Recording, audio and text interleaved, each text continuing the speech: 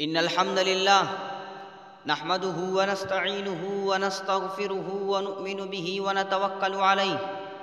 ونعوذ بالله من شرور أنفسنا ومن سيئات أعمالنا.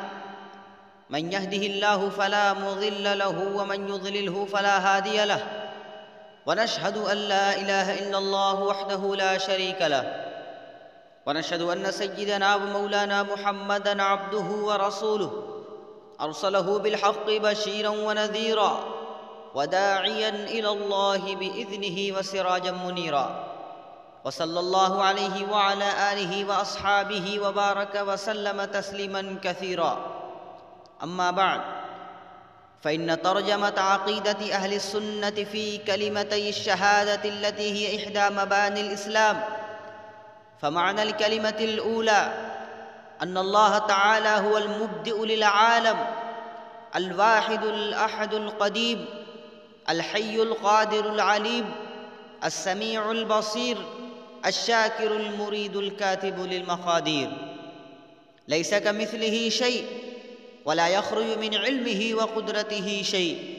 وهو الخالق الرازق المحيي المميت، وله الأسماء الحسنى وله المثل الأعلى، وهو العزيز الحكيم. ومعنى الكلمة الثانية أن محمدًا عبده ورسوله، وأنه صادق في جميع ما جاء به من الأخبار والأحكام، وأن القرآن كلام الله تعالى، وكل من الكتب والرسل والملائكة حق، والمعراج حق، وكرامات الأولياء حق، والصحابة كلهم عدول، وأفضلهم الأربعة الخلفاء على ترتيب الخلافة، وسؤال القبر حق،